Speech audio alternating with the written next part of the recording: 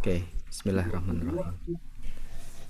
Alhamdulillahirabbil alamin. Allahumma sholli ala sayyidina Muhammad wa ala ali sayyidina Muhammad.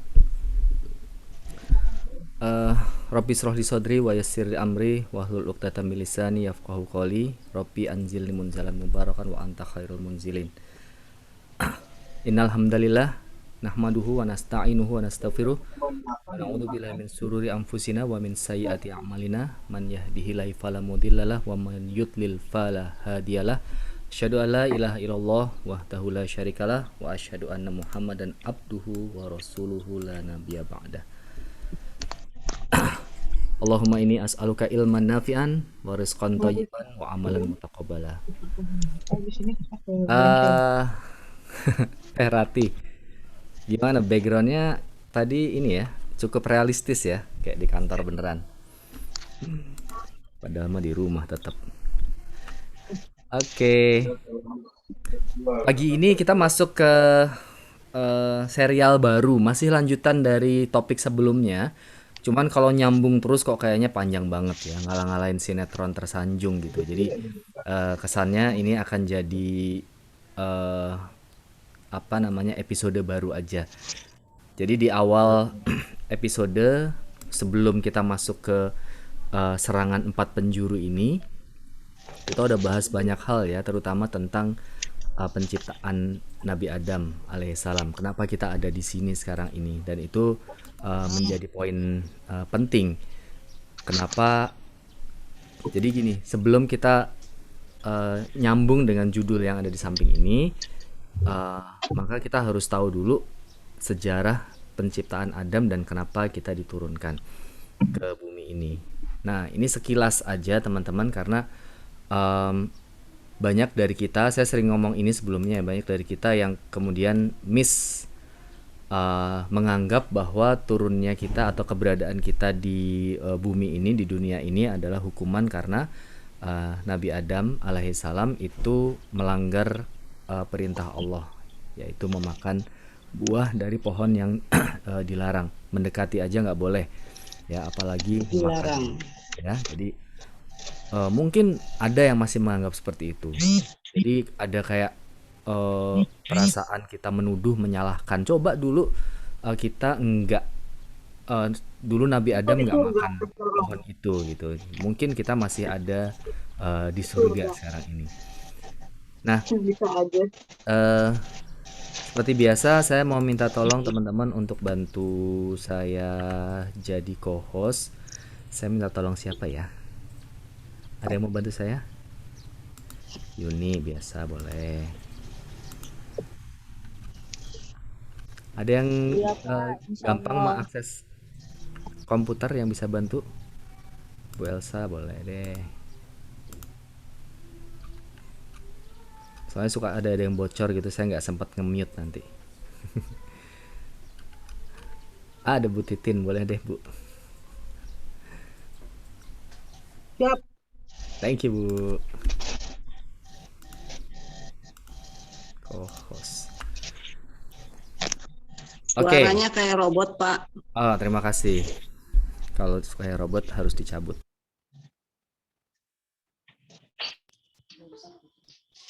Jelas di Uni mah. Oh, kirain semuanya. Ini jelas ya, udah ya? Jelas Mas, jelas. Jelas atau jelas Jelas. dari tadi. Baik, teman-teman, saya ulang sedikit, izin ulang sedikit. Jadi nggak ada hubungannya antara antara kita ada di bumi ini dengan dulu Nabi Adam makan buah dari pohon yang terlarang itu. Kalau teman-teman mudah mengakses mushaf, ya, jadi saya nggak tampilkan di layar, teman-teman cari aja sambil kita jalan ya. Jadi, oh sebentar, kayaknya ada deh. Saya lagi buka kok. Tunggu. Al-A'raf. Teman-teman buka Al-A'raf seperti biasa. Eh, Kisah Nabi Adam ini ada di Al-A'raf dan Al-Baqarah. Ya, kita buka yang Al-A'raf. Al-A'raf. Jadi kita langsung potong di sekitar ayat 20 sampai 26. 20 atau 21. Saya tunjukin di layar ya, sebentar. Nah, ini sebentar ya.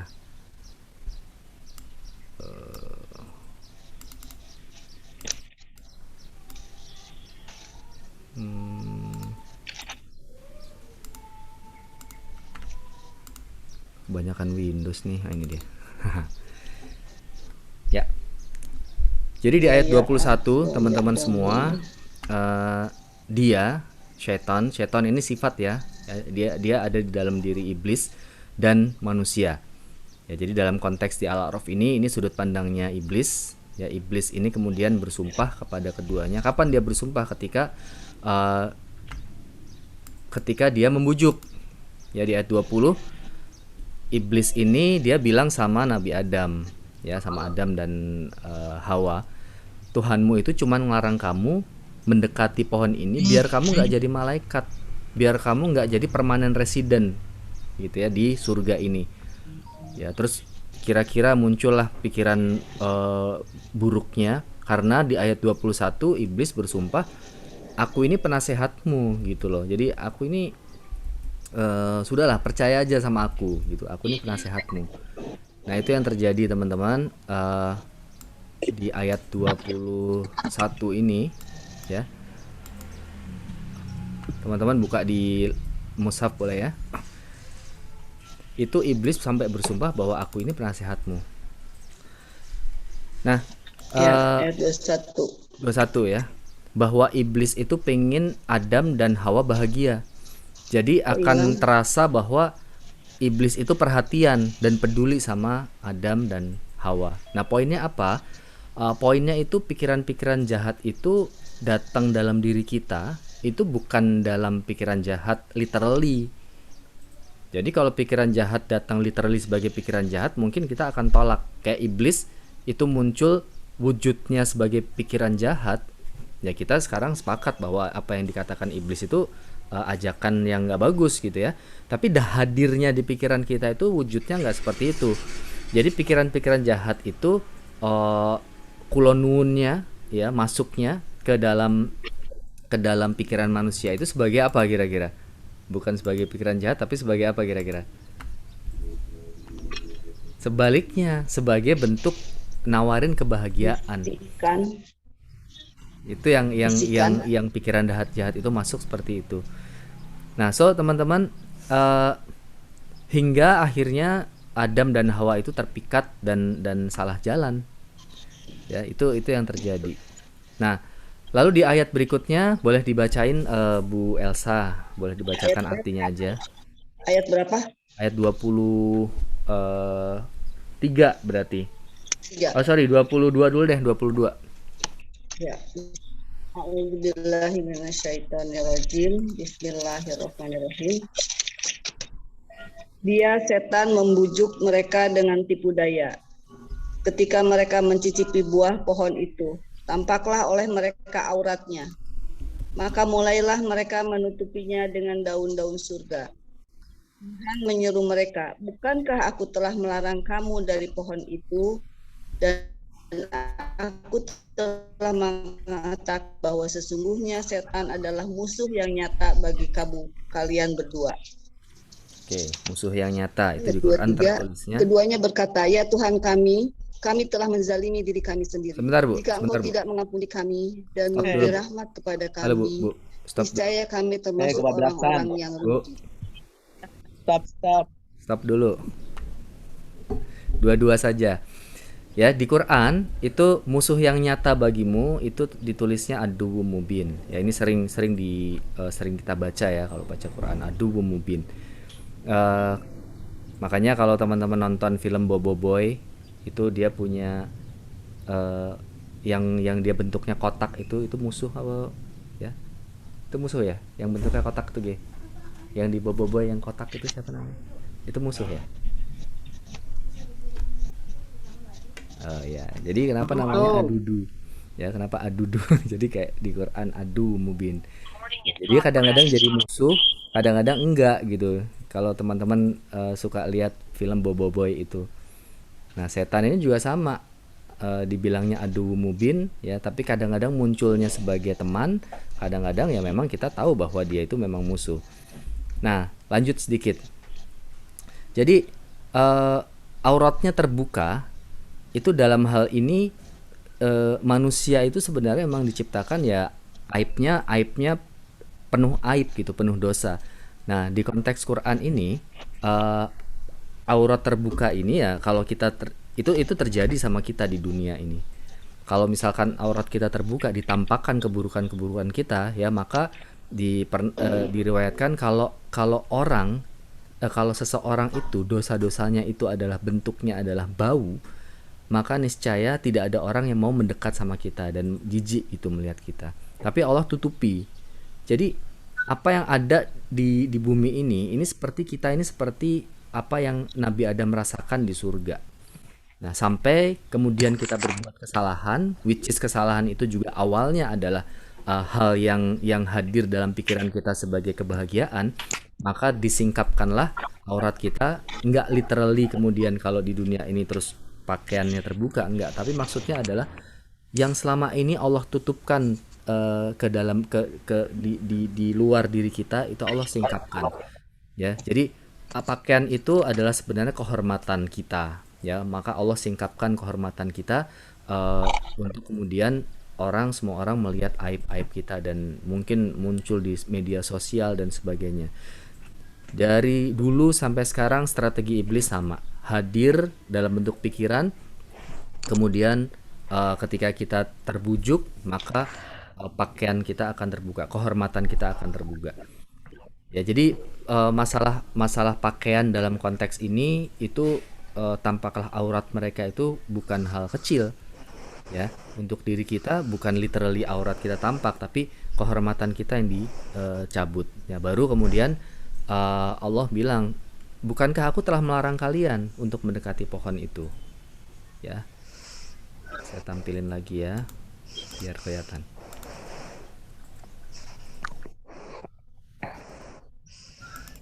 Oke.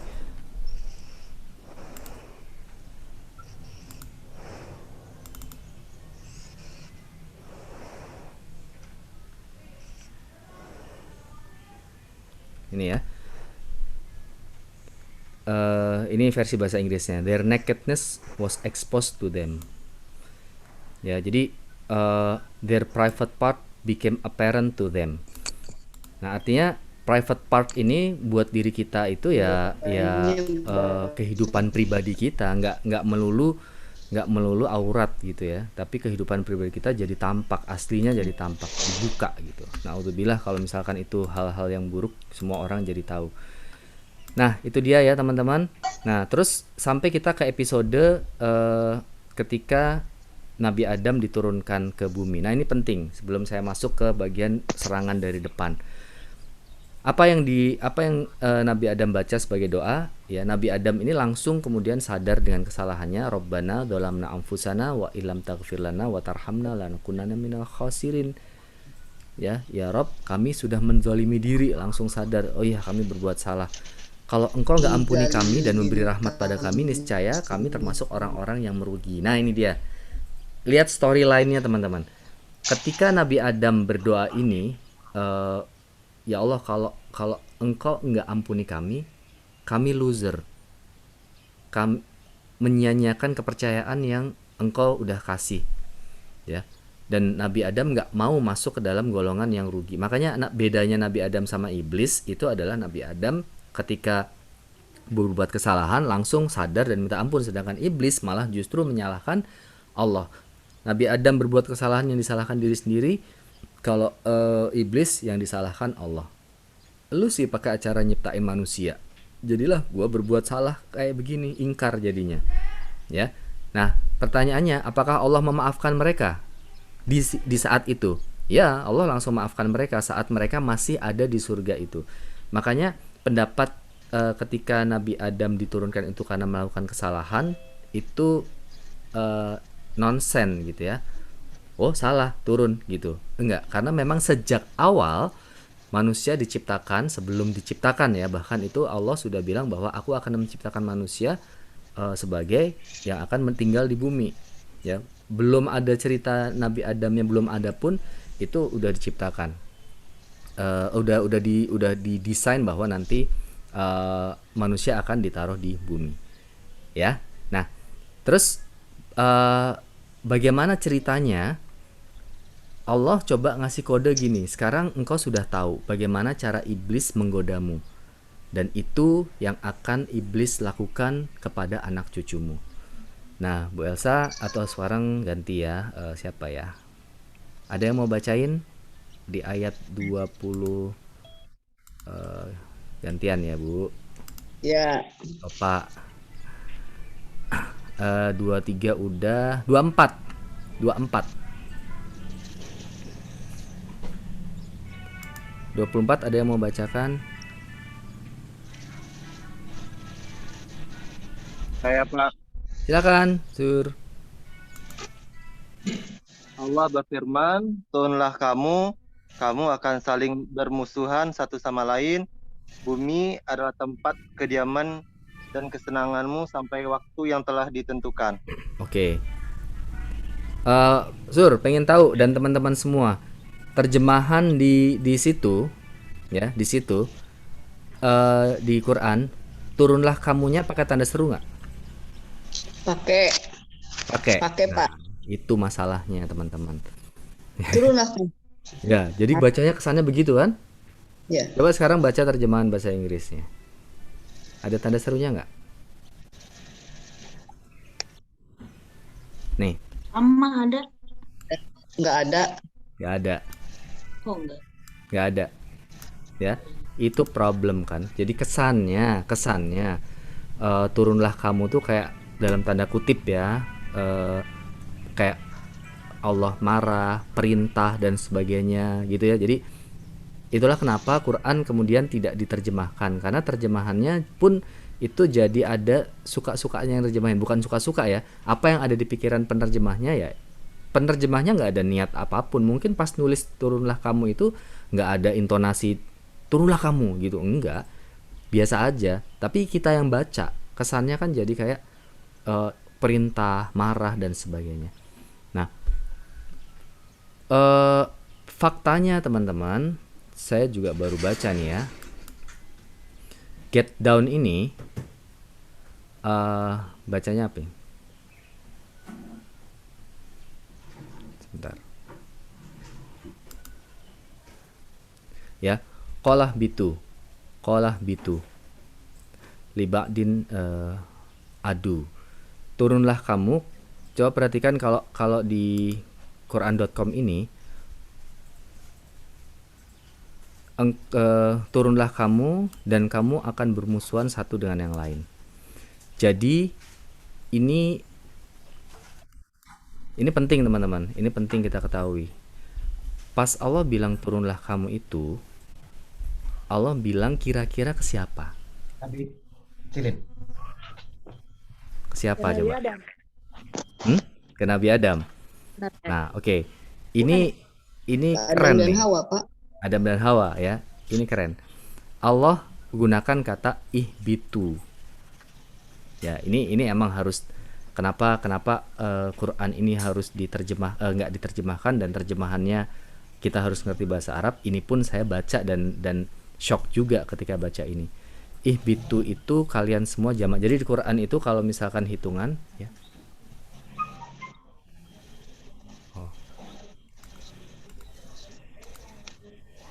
Jadi di Quran itu kalau urusan angka itu cuman ada sendiri singular, berdua, jamak ya.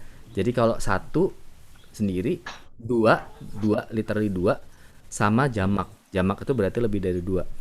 Nah, in bitu itu jamak. Kalau berdua itu in bitha ya, in bito berarti in bitu dan in bito ya, kalau tulisannya in bitha gitu ya kalau di literasinya, transliterasinya. Jadi kalau misalkan di situ tulisannya in bitu to pakai to, bukan in bito, Pakai apa? bilangnya ke siapa ini? Sorry, sorry kok in bi sih, bitu sama bito. Seiblis-iblisnya disuruh turun semua. No. Bukan. Bukan. Ingat nggak cerita saya di awal dulu bahwa ruh ruh kita itu udah ada sejak, jadi sekarang ini nih, ruh-ruh yang orang yang belum lahir itu udah ada, ya. Dan Nabi Adam itu diperintahkan untuk menyebut semua nama. Jadi ada yang bilang bahwa nama-nama itu nama-nama benda, tapi ternyata itu nama-namanya nama-nama orang. Jadi nama kita itu udah disebut dulu. Nama kita udah disebut. Ya, setelah selesai disebut roh dari setelah Nabi Adam, setelah Adam sampai orang terakhir yang nanti muncul sebelum kiamat, hidup nanti ya, yang lahir terakhir lah boleh dibilang. Itu Allah sudah bilang, udah tanya, ya. Saksikanlah, ya. Berikan kesaksian bahwa aku ini Tuhanmu. Terus kita semua berkata, ya, kami bersaksi. Cuman kita lupa episode itu. Jadi yang dibilang turunlah kalian semua, itu kita semua, nggak cuman Adam, nggak cuman Hawa, but all of you. Ya, turunlah. Makanya di sini tulisannya descend as enemies of each other. Turunlah. Allah said, lihat di yang terjemahan perkataannya ya. Allah said, get down, tapi ihbitu, turunlah kalian semua, some of you. Nah, ini jadi menarik juga kan. Kalau dibilang turunlah kalian berdua dan some of you dan beberapa dari kalian, kan lucu. Tapi kalau misalkan turunlah kalian semua turun dan beberapa dari kalian atas beberapa yang lain, aduh, akan bermusuhan. Nah, jadi nyambung kan? Jadi kita ini semua roh-rohnya yang udah ada dari zaman dulu itu udah diomongin, guys, kalian turun semua, cuman giliran ya. Adam duluan ya. Nanti yang lain gantian. Dan kalian semua nih sebelum turunin udah bilang, kalian semua nanti akan jadi, sebagian dari kalian akan bermusuhan satu sama lainnya.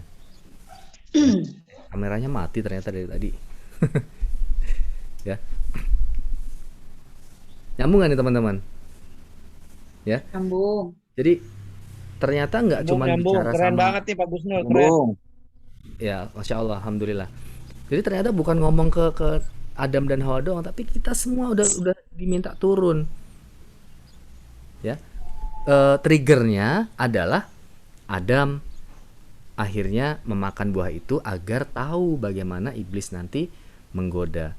Ya, nah, walakum, dan untuk kalian semua di atas bumi, fil ard.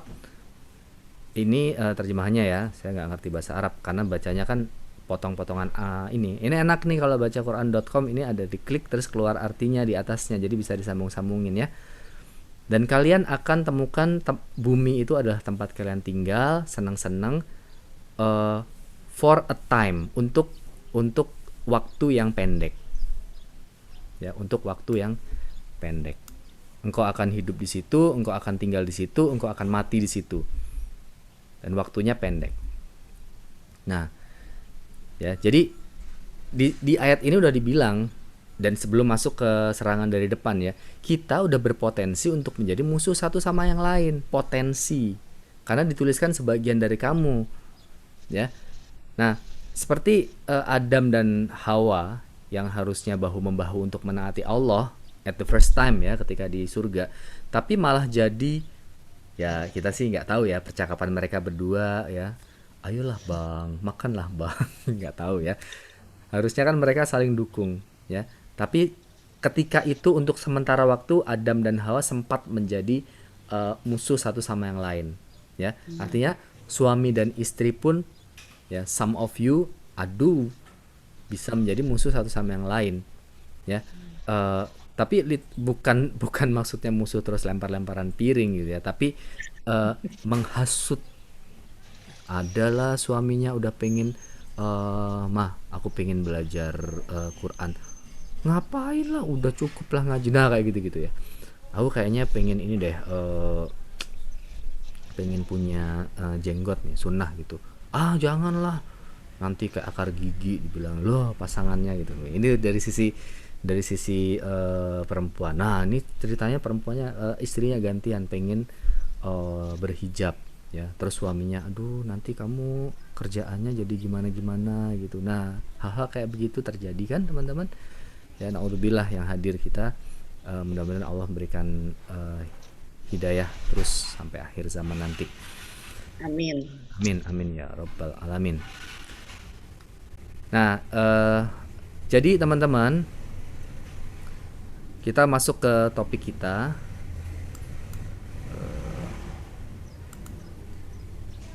Sebentar ya. Itu sekedar opening ya. Maksudnya biar kita paham posisi kita sekarang di mana, dan kemudian iblis itu sudah berjanji akan menyerang dari depan, dari belakang, dari kanan, dan dari kiri. Ya. Dan iblis kayak bilang gini, nah, kita pakai bahasa prokem aja. Lihat ya, engkau akan melihat orang-orang yang engkau banggakan ini akan nggak bersyukur. Engkau salah ya Allah. Orang-orang yang kau banggakan ini engkau akan temukan mereka kebanyakan orang bukan orang yang bersyukur. Nah, eh, teman-teman semua, bagaimana kemudian mereka ini, iblis ini mengawasi kita? Saya udah bilang kemarin bahwa iblis ini udah hidup jauh sebelum Nabi Adam hidup. Jadi urusan mengamati itu udah dari dulu. Dari dulu iblis ini udah mengamati kita. Sebentar ya, saya nutup pintu di belakang, ini backlight nih kayaknya.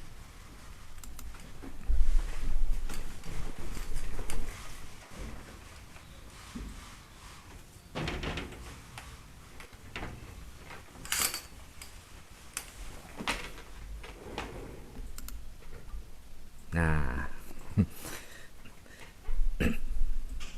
iya menghilang. Tahu nggak? Saya bisa membesar, saya bisa mengecil. Tetap ya, mainan-mainan baru. Siapa di belakang? Nggak ada. Oke, lanjut. Jadi iblis itu ngawasin kitanya itu, eh, apa namanya, nggak cuman duduk, tapi duduk dalam waktu yang lama. Dia diem, duduk santai, ngeliatin kita gitu ya. Kayak Dokter Bambang gitu, duduk santai, terus dia ngeliatin kita gitu ya, nyantai. Oh orang ini lagi gini, oh orang ini gini, oh orang ini kalau lagi apa makan itu kayak gini. Diamatin semua gerak-gerik kita. Jadi dia tahu persis kelemahan kita ada di mana. Ya, dia tahu persis kelemahan kita itu ada di mana. Nah, kita akan masuk ke ayat 17 ini teman-teman. Mim baini aidihim. Sering dengar dong kalau kita lagi baca Quran kan sering dengar mim baini aidihim. Ya, di sini dituliskan mereka dari depan. Baini aidihim secara harfiah itu depan tapi dekat. Dekatnya itu range tangan gini lah. Jadi depan tangan. Kalau dibilang depan tangan, saya harus mundur dikit ya. Depan tangan itu berarti sesuatu yang dekat aja gitu sama kita. Ya, jadi bukan yang jauh-jauh, enggak jauh-jauh, tapi dekat sama kita. Nah, ini menjadi menarik, kata depan ini kita bahas satu pertemuan karena mungkin di Quran hanya kebanyakan menerjemahkannya hanya depan ya. Ayat berapa itu tadi? 17. Ayat 17 ya, suratnya Al-A'raf. Ayat 17. Saya ke quran.com ayat 17. Ya. From their front, their back, their right, their left. Ya, jadi cuman secara harfiah di depannya itu depan tangan. Nah, so teman-teman, ini berarti sesuatu yang dekat banget. Depannya itu depan yang dekat. Nah, gimana caranya kemudian setan ini atau iblis ini menggoda kita mendatangi dari depan? Gini teman-teman, iblis ini basically nggak kelihatan ya, apalagi sifatnya setan itu nggak kelihatan. Kita nggak bisa dengar, nggak bisa lihat gitu. So bentuknya juga kita nggak tahu. Mau digambarkan merah punya tanduk, wallahu alam kayak begitu gitu ya. Apalagi kalau bentuknya kayak pocong gitu kan. Kayaknya jauh nih dari kayak gituan ya. Ya lucunya lagi kalau pocong itu dibawa ke Cina nggak takut ya. Seperti kalau kita lihat vampir di Cina, kitanya nggak takut malah ketawa gitu. Apalagi loncat-loncat kayak begitu kan. Jadi kalau dibilang setan Indonesia sama setan Cina beda. Ntar sama setan Inggris beda lagi pakai jas. Ya ada taringnya di sini. Nah, jadi ya udahlah nggak usah dibahas bentuknya kayak apa gitu ya.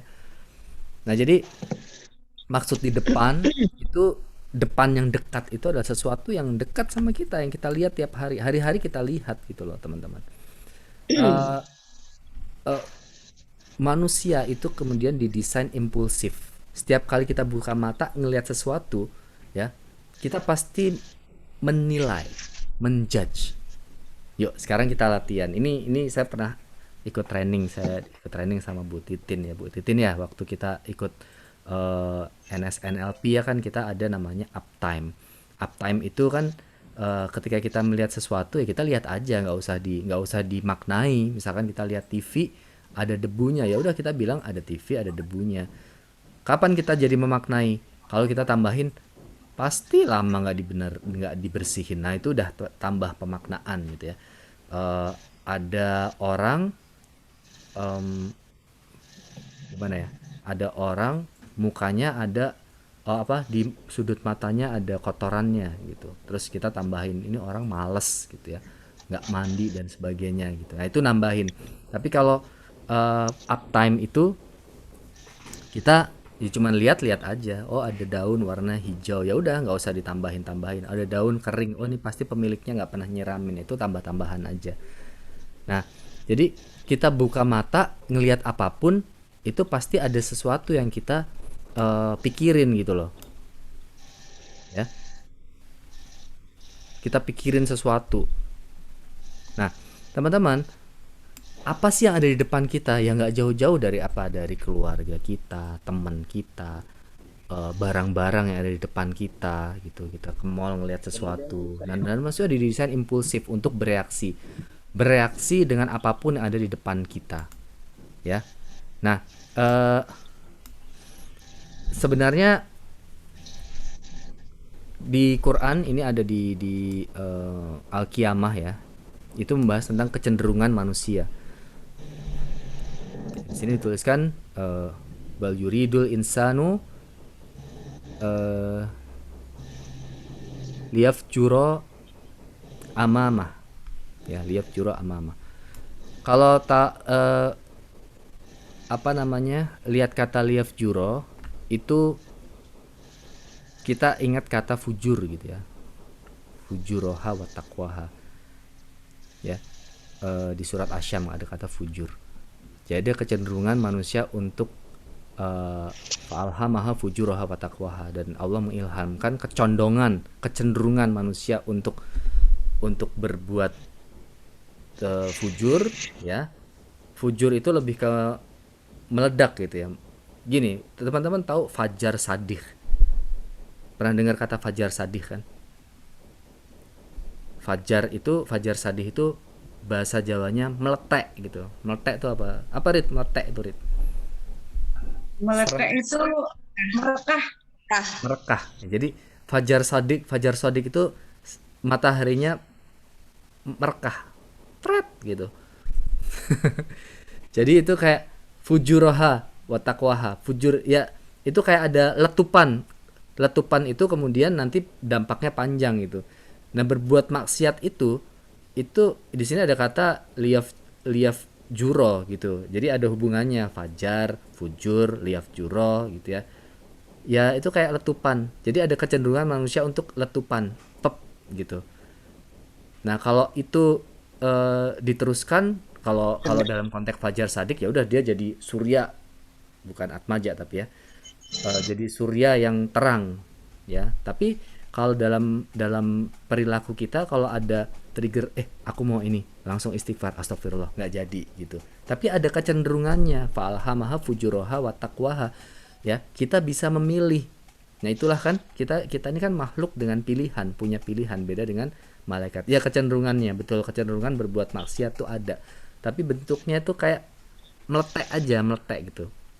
Dan disitulah, nah itulah yang terjadi kan sama Nabi Adam, ya. Tapi episode Nabi Adam kan dibuatnya sedemikian rupa, eh, jadi kayak kayaknya enak ya, bener ya kata iblis ya. Jangan-jangan kita Allah nggak menginginkan kita untuk jadi permanen residen nih kayaknya di surga. Ya diskusi tuh mereka berdua suami istri kan. Iya kali ya. Nah tapi enggak lah, nggak mungkin. Ya, singkat cerita kecenderungannya itu langsung membawa ke kalau kata Rita khilaf ya, khilaf. Ya.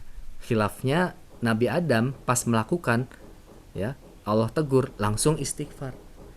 Nah jangan sampai yang kayak Rita tulis khilaf berkesinambungan, ya udah khilaf diterusin.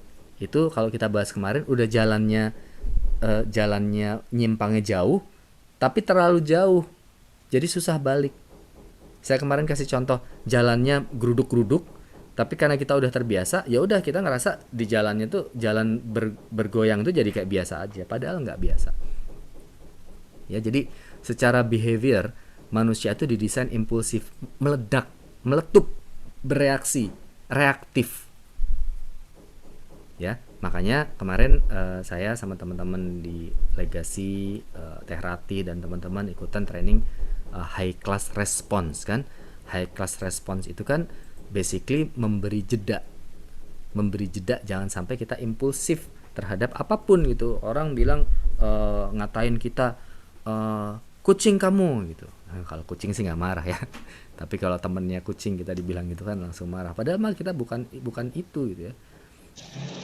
Kan kita dibilang monyet kamu, kenapa marah? Emang Anda monyet? Ya. Dipikir-pikir, kasih jeda.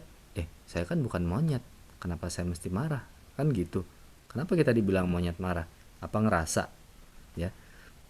Gitu kan teman-teman. Dipikir-pikir lah, kita bukan monyet, kita bukan babi, kita bukan anjing. Kenapa dibilang 3 makhluk itu kita jadi marah gitu. Tapi kenapa kalau dibilang kucing kau gitu? Kita biasa aja ya. Kok jadi kemana-mana sih? Gitu ya teman-teman. Jadi ada kecenderungan untuk meledak.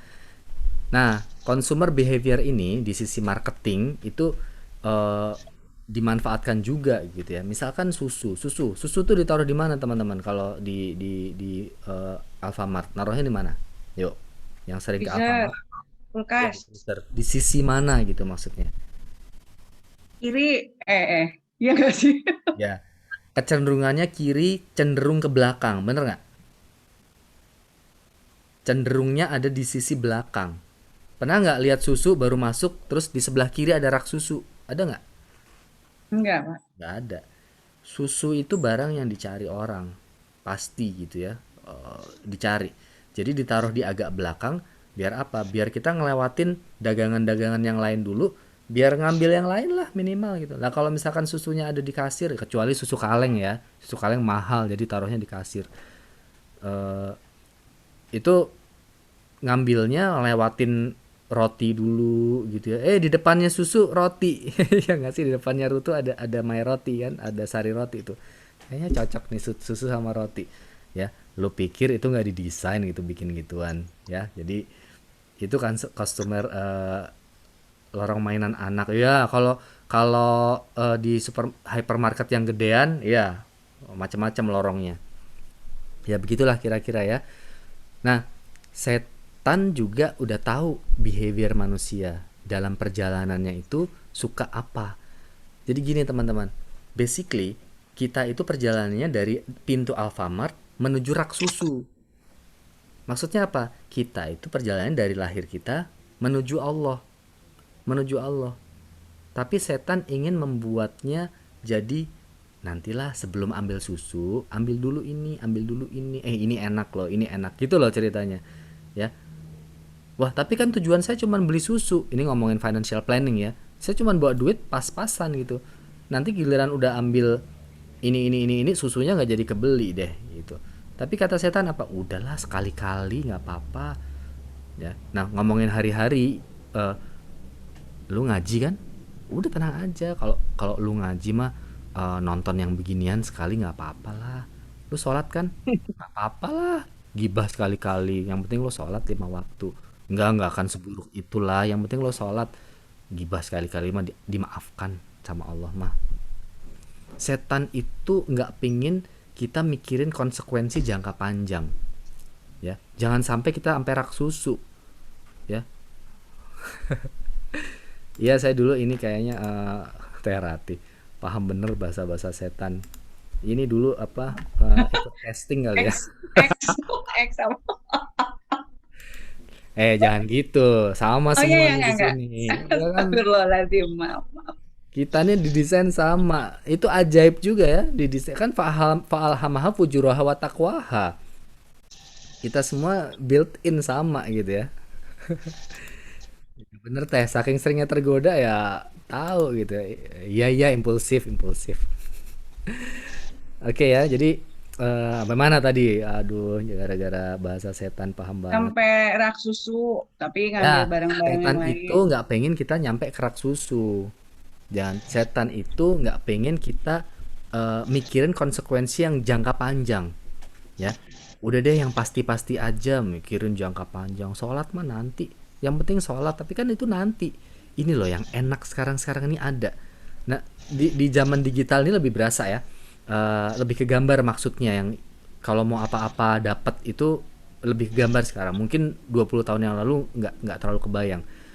Pengen ini, pencet dapat. Pengen ini, mau kemana tinggal naik mobil gitu. Nah, kalau kalau orang itu diajak ngobrol tentang konsekuensi perilakunya, kebanyakan kan pasti akan bilang udahlah, udahlah, nggak usah ngomongin yang itu dulu lah, nanti aja. Misalkan nih di pertemuan halal bihalal gitu, terus kita tiba-tiba jadi ustadz gitu ya. Sebenarnya nggak pengen jadi ustadz, cuman omongan kita omongan ala-ala ustadz gitu ya.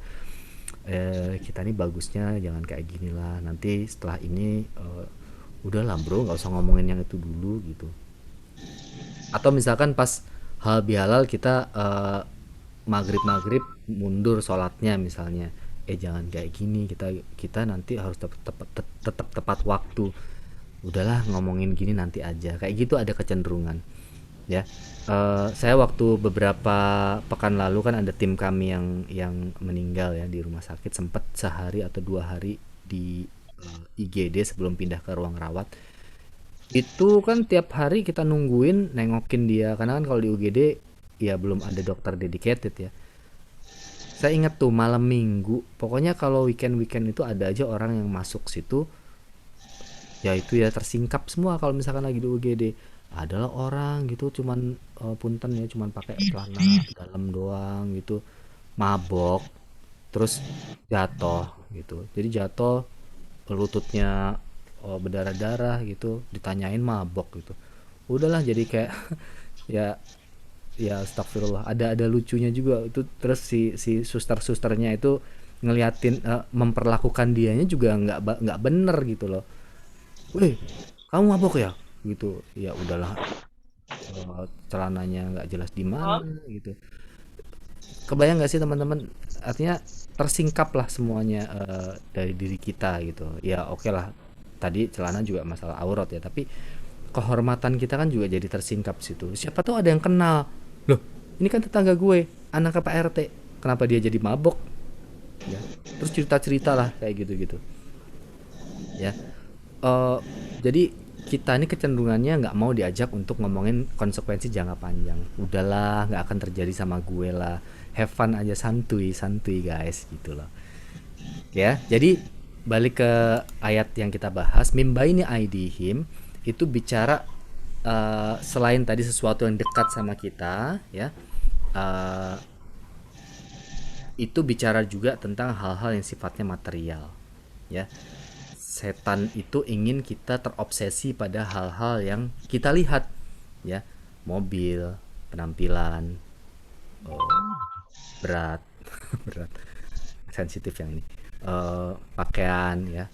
Terus malu tinggal di rumah mertua atau apartemen ngontrak mulu gitu, hal kayak begitu. Itu kalau kalau orang YouTube bilang demonetize gitu loh, demonetize sama dia. Wah ini nih bahan konten kata iblis gitu, bahan konten nih, orang ini ngontrak, udah langsung hadir, diselipin hadir sebagai sifat, hadir sebagai berita baik. Kamu ngontrak ya, nanti coba duitnya dipakai buat nyicil, kan bisa dapat aset. Nyicil aja ya, tapi kan nyicil uang saya segini-gininya, Kalau nyicil nggak mungkin biayanya semurah ngontrak gitu. Eh, ya nggak apa-apa lah, lebih-lebih dikit, 60% dari gaji kamu pasti masih bisa hidup lah, yang penting kamu punya rumah sendiri. Malu kan nanti orang tuamu bilang apa, Eh, anak saya 10 tahun nikah sama kamu, mertua maksudnya, cuma dikasih rumah kontrakan. Cih, ini banget ya, Busu Bangun lagi ya. Udah tahu belum judulnya itu, sinetron Busu Bangun ngomong-ngomong? Jadi kepikiran lagi yang Busu Bangun. Keluarga Rahmat. Hah? Bener ya? Apa teh? Keluarga Rahmat, Kang Gusnul. Oh bener, Keluarga Rahmat. Ini mah nonton TV-nya dulu, kalau sekarang nggak nonton TV percaya. Kalau dulu mah nggak mungkin. Orang jam 5 itu berita nasional kan. Terus jam 7, berita Nusantara ya. Jam 7 berita nasional. Jam 9 dunia 9 dalam dunia berita. dalam berita. Nggak mungkin ya nonton TV. Orang acaranya mulai jam 5 sampai jam 9 doang. Hiburannya satu. Wah, ketahuan usianya dong Pak Gusnul. Ya sudahlah, ngaku aja lah. Biar jadi hiburan buat anak-anak sekarang gitu ya. Bahwa dulu tuh acara TV Betul, mulai betul Pak, betul. enggak. Mulai setengah 5 film kartun. Nah, itu kan film kartun, terus abis itu berita. Ya, jadi nonton zaman dulu nggak mungkin kan nonton TV. Oke ya, jadi eh, hal-hal yang tadi yang saya sebutin, mobil, penampilan berat berat itu berarti apa namanya, penampilan lah ya. Tapi by the way, menginginkan itu semua juga bukan hal buruk ya. Eh, Cuman yuk kita lihat ke surat An-Nas ya. Alladzi yuwaswisu fi sudurin nas. Ya, alladzi yuwaswisu fi sudurin nas. Fi sudurin nas. Sudur itu eh, alam nasroh laka sodrok ya. Sudur itu dada. Ya, jadi berbisik tapi ke arah dada. Ya.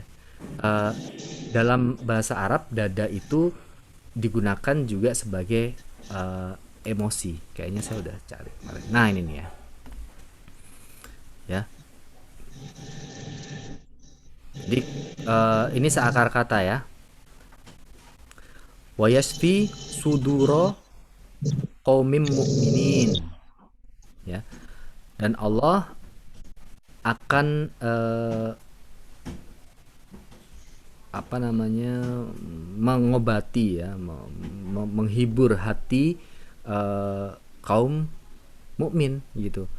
Jadi dalam konteks ini nggak mungkin menghibur dada gitu loh ya, karena kalau coba buka surat Anas kan membisikkan ke dada manusia gitu. Nah, dada ini digunakan juga untuk emosi ya. Nah, coba sebutin emosi apa aja sih yang manusia miliki. Coba sok tulis di chat. Emosi apa aja sih yang orang punya. Dan kemudian nanti itu yang dimonetize sama setan. Ya. Kalau saya bilang emosi, jangan kemudian kayak lo emosi ya? Wah, pakai gitu. Kata emosi ini kan netral.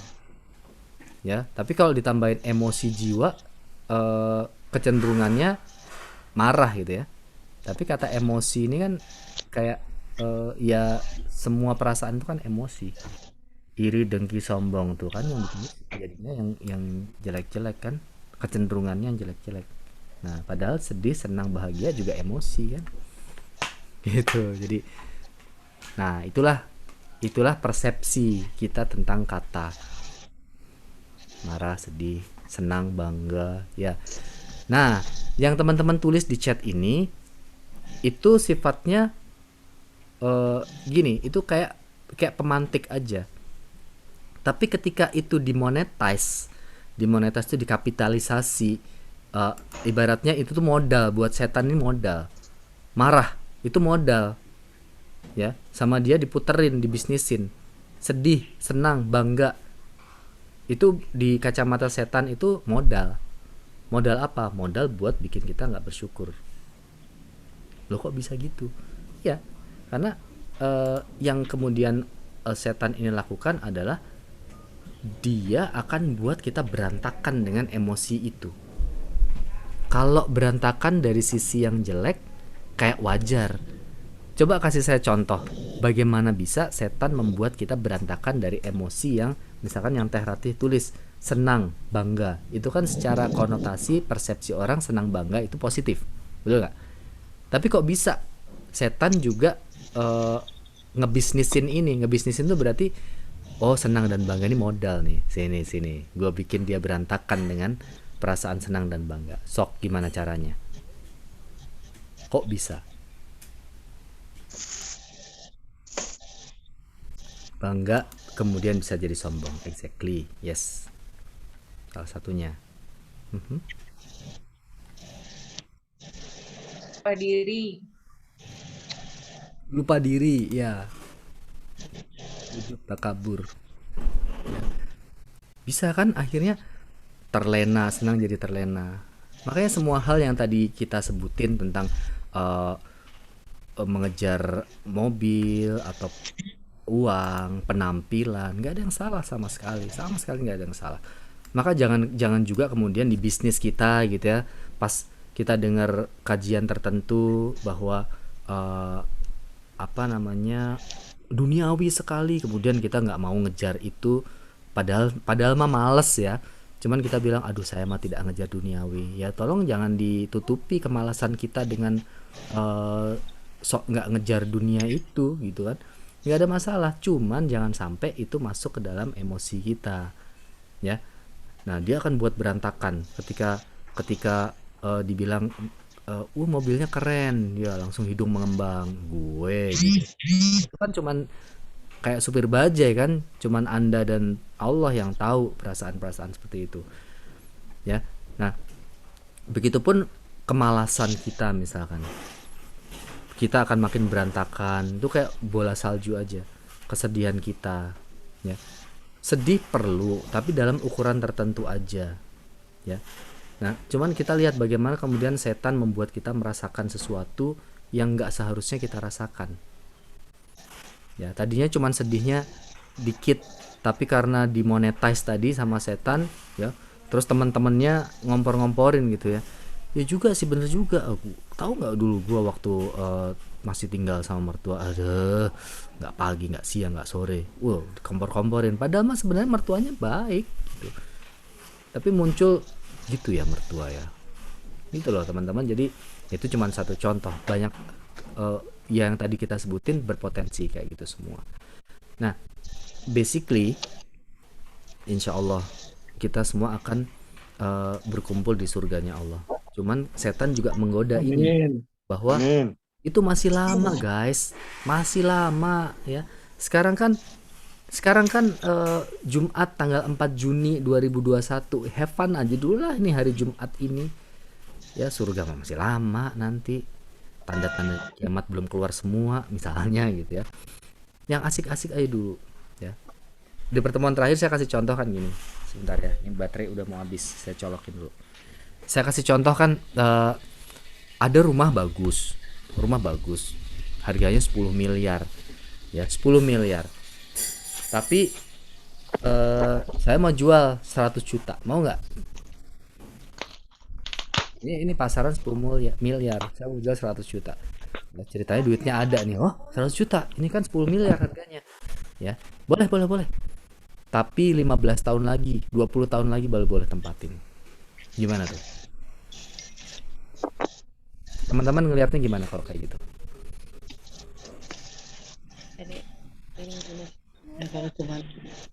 Bisa bilang itu scam ya. Scam tuh tipu lah.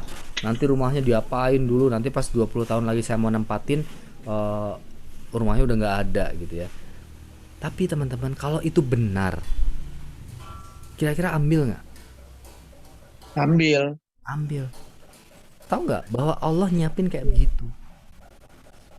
Ada surga yang nggak bisa dinilai dengan uang, ya. Kalau kita bayangin surga dengan isinya, ya, surga kan kita kan nyangkutnya surga kan cuman sebatas pikiran kita kan. Kita bisa bayangin surga kan sebatas pikiran kita. Dan apa yang saya pikirkan beda dengan yang Dokter Bambang pikirkan tentang surga. Maka nanti di sana ketemulah matriksnya, wallahu alam ya. Misalnya, Dokter Bambang berpikir bahwa surga itu nanti eh, isinya pohon kelapa, didominasi pohon kelapa. Saya berpikirnya surga itu isinya apa ya, rumah yang dari marmer gitu. Lah masa iya nanti surganya saya beda sama surganya Dokter Bambang? Kan semuanya ketemu. Jadi semua yang dibayangkan orang-orang di bumi ini ketemu semua, itu pun belum bisa menggambarkan surga. Terus mau dinilai berapa? Terus kita mau membelinya dengan harga berapa? Yang kita lakukan sekarang ini kan murah banget. Kalau cuman dalam tanda kutip ya, disuruh sholat 5 waktu, disuruh berbuat baik, sedekah, itu kan murah banget untuk bisa mendapatkan rumah di surga. Tapi nempatinnya nanti, ya udah sekarang lo bayar dulu dengan apa? Dengan ibadah, ya. Dan Allah tidak menciptakan kita hidup kecuali untuk beribadah, ya udah lakukan dulu. Itu murah banget kan? Ya, tapi nanti nempatinnya, ya. Nah, setan bilangnya apa?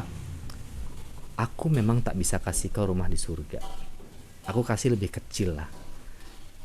Cuman udah ada sekarang. Kesenangan-kesenangan yang tadi masih di awang-awang itu dalam dosis yang lebih kecil aku bisa kasih. Ya, aku bisa kasih. Nah, intinya adalah teman-teman, kita dibuat untuk kemudian nggak peduli gitu ya dengan yang kita lakukan dampaknya buat orang lain apa, ya, apa buat diri kita, bahkan ya dampaknya buat diri kita apa. Misalkan kita berjudi atau minum minuman keras atau berbohong atau ngerjain orang lain, ya, dampaknya kita nggak pikirkan. Buat kita nggak pikirkan, buat bisnis kita juga mungkin belum pikirkan. Baru ngehnya pas kita kejadian, aduh kemarin saya pakai acara bohongin nasabah lagi, saya nggak cerita, takut nggak closing gitu kan, takut nggak closing. Padahal mah ceritain aja kan. Saya udah cerita di beberapa episode lalu bahwa hasil itu tidak selalu harus ada hubungannya dengan usaha kan. Hasil itu, rezeki itu ada jumlahnya, Allah yang tentukan. Terus kenapa kita berusaha? Karena kita cari pahala. Nah gitu aja simpelnya. Kalau kita berbuat yang terbaik, pahalanya yang terbaik juga. Hasilnya kalau kita jadi gini, kalau Mas Bimar itu bilang, Ustadz Bimar bilang, kalau kita itu ditipu, dibohongi, dikerjain, disakiti, apalagi ditelikung, diselingkuhi lah, semuanya yang itu nggak ada hisap buat kita. Kita tidak dihisap karena dibohongi, karena diselingkuhi, karena ditelikung, karena ditipu, karena dikhianati, enggak. Tapi respon yang kita ambil setelahnya, baru itu yang dihisap. Dihisap tuh dihitung, ya. Jadi ketika kita mendapatkan yang tadi saya sebutkan itu, kita punya peluang untuk mendapatkan pahala, asal kita merespon benar. Makanya orang-orang yang banyak tadi itu ya bersyukur, ya. Urusan muslim ini semua baik. Ketika dia kena musibah, dia bersabar, dan itu baik. Sabar itu ketika dia mendapatkan karunia, dia bersyukur, dan bersyukur itu baik. Jadi urusan muslim itu semuanya baik, nggak ada yang nggak baik. Nah, jadi kesimpulannya gini teman-teman. Tadi kan saya analogikan, Allah itu setan itu nggak pengen kita sampai rak susu di belakang Alfamart. Kalau bisa duitnya habis pas baru di depan, baru ngambil mie instan aja udah habis gitu loh kalau bisa gitu. Atau ambil biskuit di depan yang display yang diskon itu, kalau bisa uangnya udah habis. Jangan sampai rak susu yang di belakang. Padahal utamanya kita ngambil susu di belakang. Jadi di perjalanan kita, kalau kita ada truk mogok ya di depan jalan, dan truknya gede banget, namanya juga truk, dan kita ada di belakangnya persis nih mobilnya nih teman-teman, ada di belakangnya persis. Kira-kira apa yang kita bisa ngelihat nggak? Kita bisa ngelihat nggak? Melihat apa? Di depannya, saking gedenya tuh truk. nggak kelihatan.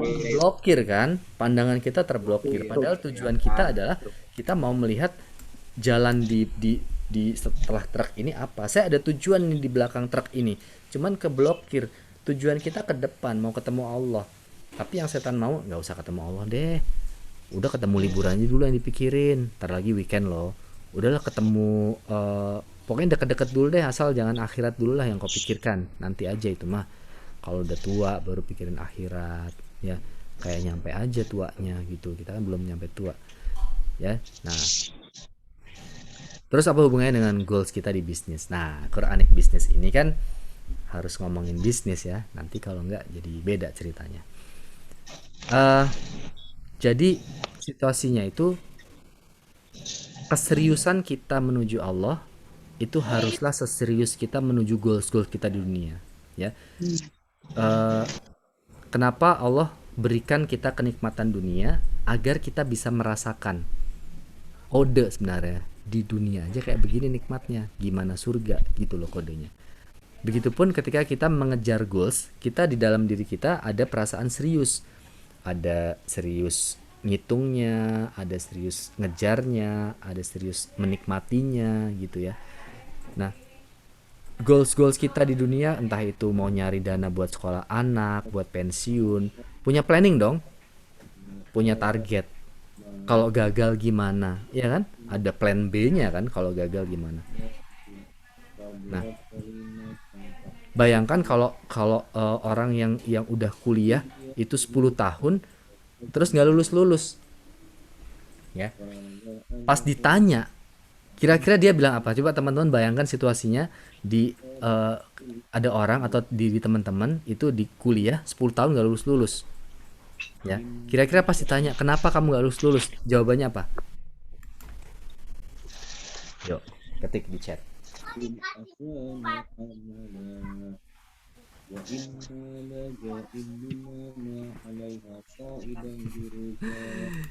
Desain dosen.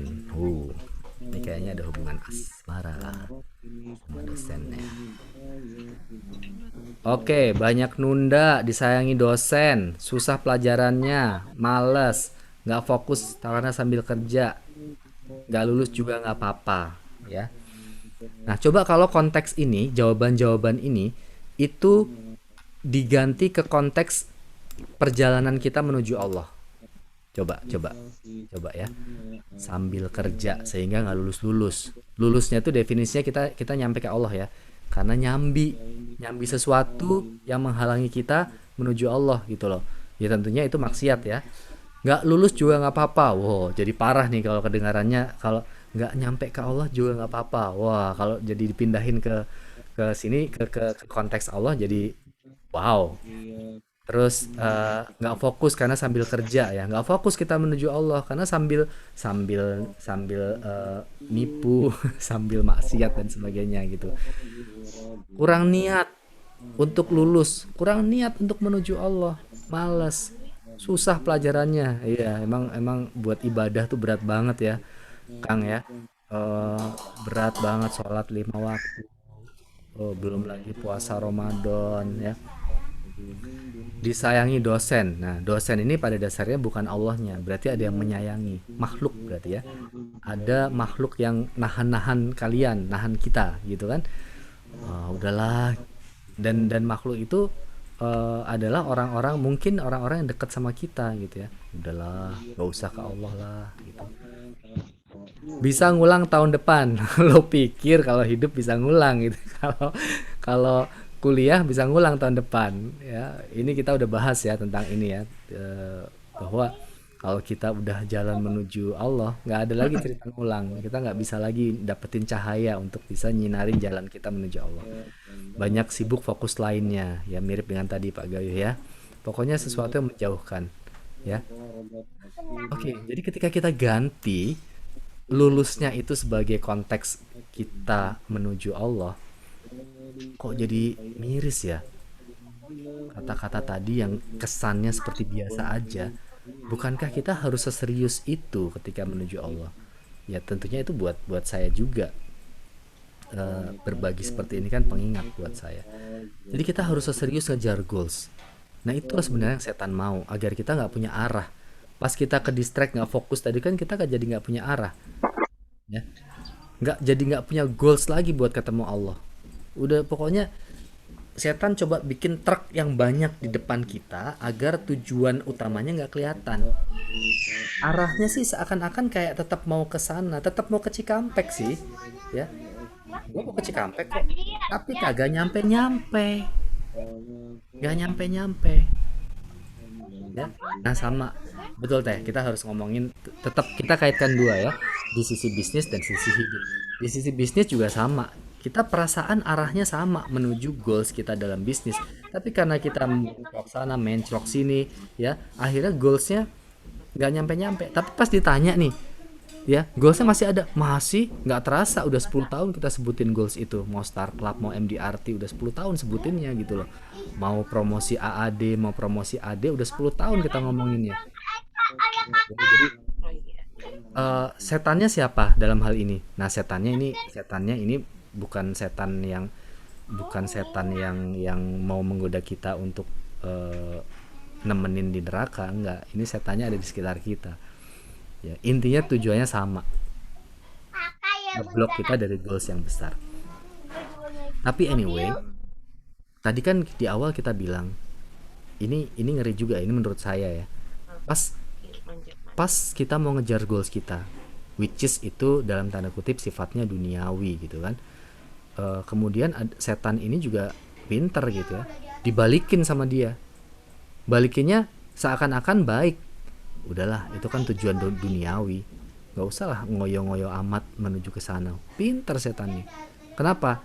Karena kan dia perhatiin kita, teman-teman. Dia duduk perhatiin kita, tahu bahwa kita lagi hijrah, ya, tahu kita lagi hijrah, kita lagi spiritualismenya lagi tinggi banget, sama kata duniawi itu alergi dibikinnya. Duniawi, nggak usah dikejar-kejar, langsung diem, nggak ngapa-ngapain. Pas ditanya sama leadernya gitu kan, kok kamu nggak aktivitas? Nggak lah, duniawi. Kita lupa bahwa untuk ngasih sedekah pakai duit dicari dengan kerja, duniawi pula itu, ya. Bayarin sekolah anak yatim, bangun rumah tahfiz, semua pakai duit. Nggak bisa pakai senyum.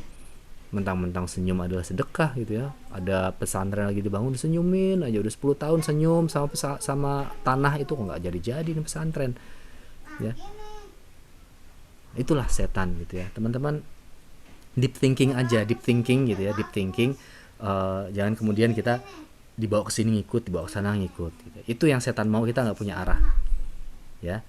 Jadi attack from the front ini itu adalah blinding the view, membuat view kita tentang masa depan itu jadi blur.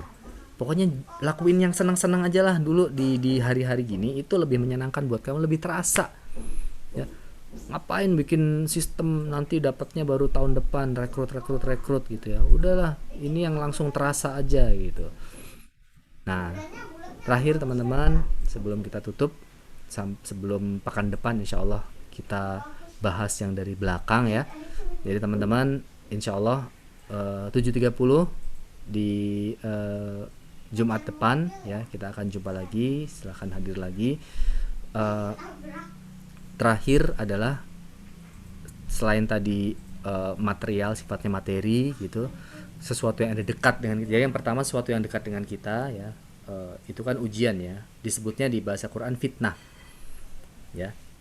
Jadi suatu saat Nasruddin ini, bukan Nasruddin, ini Abu Nawas ceritanya. Abu Nawas dia teriak-teriak di tengah pasar, dia bilang, aku mencintai fitnah ya, dan aku benci dengan yang hak ya. Aku mencintai fitnah, aku benci dengan yang hak, aku benci kebenaran gitu.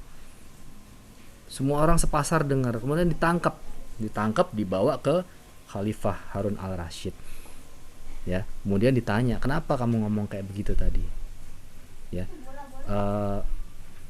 Pak presidennya ini kan, bukankah anak, harta itu adalah fitnah, ujian buat kita?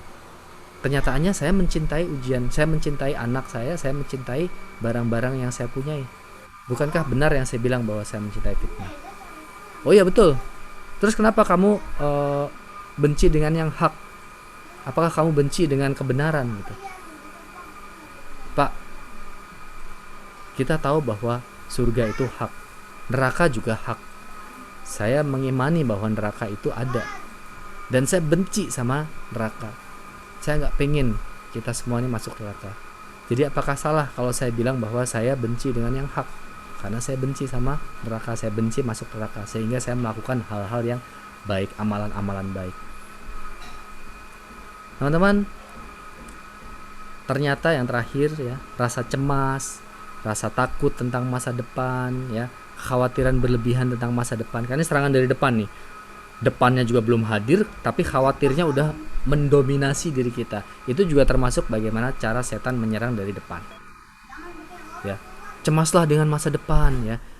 Ini jadi positioning kita juga ya, teman-teman. Semua tentang positioning. Ya.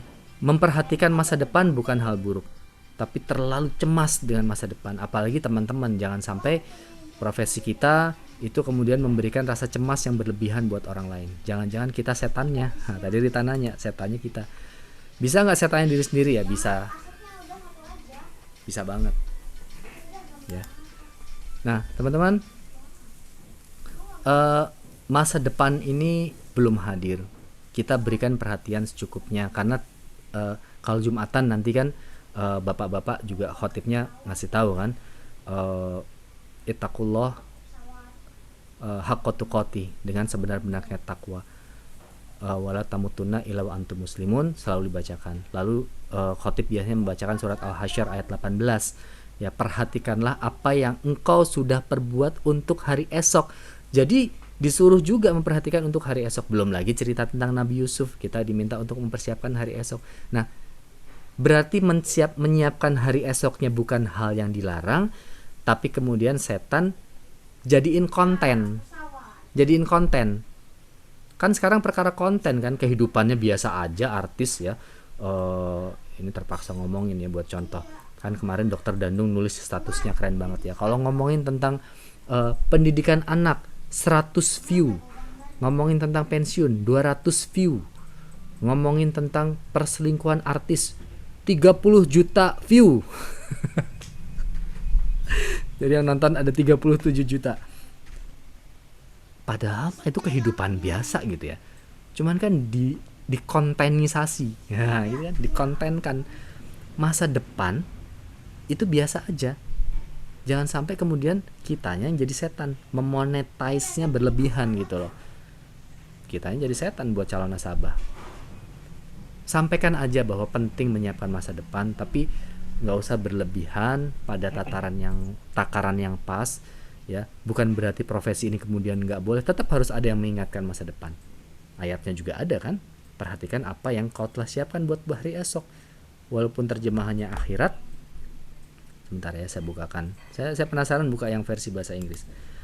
Al-Hasyr. Al-Hasyr itu surat keberapa ya?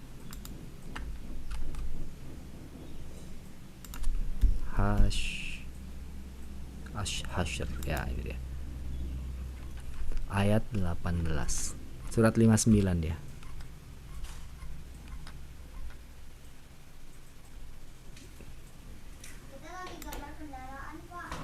Ya, hereafter. Jadi kalau terjemahannya saya tunjukin di layar ya.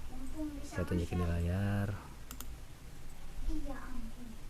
Tuh, ini gimana caranya? Oh, ini. Tahir ya, izin molor dikit. Biasanya 845 kita udah selesai.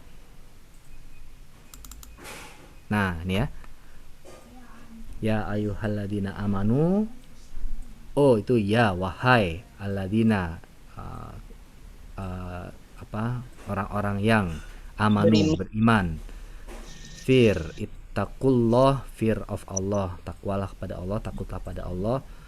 Wal tandur, dan lihatlah nafsun, setiap orang harus melihat apa qaddamat ligot ya, apa yang sudah untuk ligot, untuk masa depan, untuk hari esok.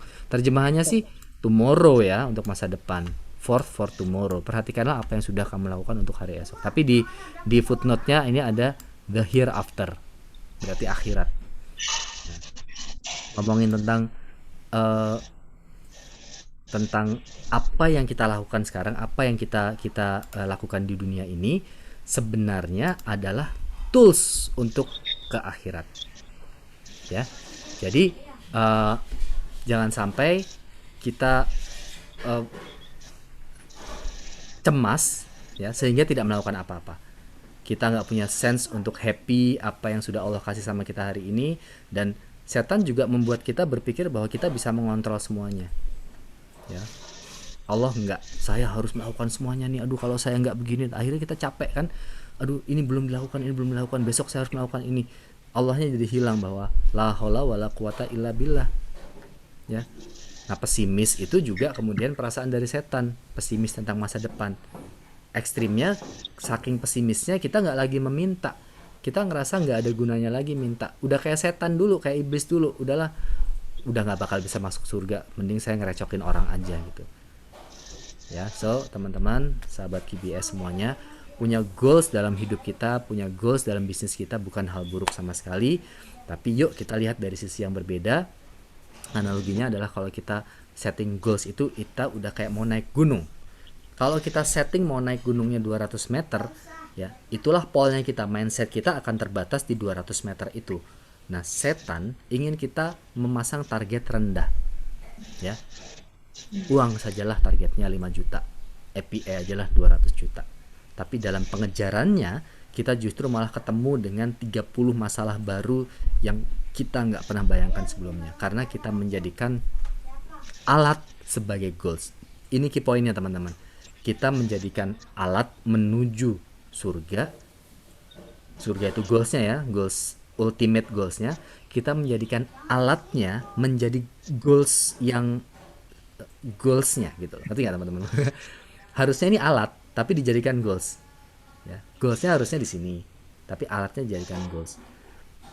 Nah, jadi betul bahwa kita harusnya goal driven, kita digerakkan oleh goals kesehatan, goals karir, goals pendidikan, kita mau S berapa, tapi jangan itu menjadi tujuan hidup kita, karena mereka itu adalah alat untuk menuju tujuan yang lebih besar, ya teman-teman. Jangan lupa bahwa kita berada di dunia ini limited. Tujuan kita di dunia ini bukan cari kerjaan, bukan promosi, bukan cari omset, ya, bukan cari duit, bukan beli rumah. Tujuan kita, karena itu akan kita tinggalkan semuanya. Tujuan kita adalah untuk berbuat baik buat diri kita, buat orang lain, dan ketika kita sudah nggak ada, kebaikan kita itu tetap bisa dirasakan oleh orang lain. Ada jariahnya, ya. Kalau itu ada dalam diri kita, pendidikan misalnya, jadikan pendidikan itu membawa kita ke goals yang lebih besar. Kalau itu mobil, jadikan mobil itu yang kemudian membawa kita ke tujuan lebih besar. Ya, mobilnya digunakan untuk apa? Kalau itu uang, jadikan uang itu membawa kita ke tujuan yang lebih besar itu. Ya. Tapi ingat, setan menginginkan alat-alat itu yang kita jadikan tujuan, bukan jadi alat. Ya, teman-teman. Itu kira-kira pembahasan setan menyerang dari depan. Kita berdoa pada Allah, semoga Allah lindungi kita dari setan yang terkutuk, ya, kita ucapkan itu setiap hari, dan kita ketemu di surganya Allah kelak nanti. Amin. Amin. Terakhir, seperti biasa saya mau ngiklan, Kotak Berkah sudah berjalan lagi, jadi sudah bisa lewat itu juru bicara saya udah ngetik di chat duluan, jangan lupa kotak berkahnya. Kita udah kasih fasilitas lewat GoPay, jadi kalau teman-teman, aduh saya mau transfer tapi cuma satu deh, cuman 12.500, oke, lewat GoPay kan nggak ada biaya, ya, tinggal klik aja, follow dulu Kotak Berkah, @kotakberkah, nanti di situ ada link di bio-nya. Nanti link itu akan connect ke WhatsApp-nya admin. Nanti tanya aja GoPay-nya nomor berapa gitu, ya, di save. Jadi anytime bisa kirim GoPay, gitu, ya. Kita baca surat Al-Kahfi bareng-bareng karena saya lagi agak nggak buru-buru. Teman-teman yang sudah ada acara berikutnya, dipersilahkan. Saya akan bukakan Al-Kahfi-nya agar kita bisa baca bareng-bareng. Hafalkan ayat 1 sampai 10 minimal, 10 pertama atau 10 terakhir, ya, karena itu yang akan melindungi kita dari fitnah Dajjal. Dajjal ini eh, entah itu sistem orang ya, di berbagai riwayat itu orang ya, ataupun sistem itu luar biasa, itu bisa menyesatkan kita di ibaratnya udah mau finish baik-baik gitu, tapi kita justru jadi tersesat di saat-saat terakhir ya. Alhamdulillah, mudah-mudahan kita dilindungi Allah juga dari fitnah Dajjal. Sebentar saya carikan dulu, saya taruh di mana ya. Oh, ini dia.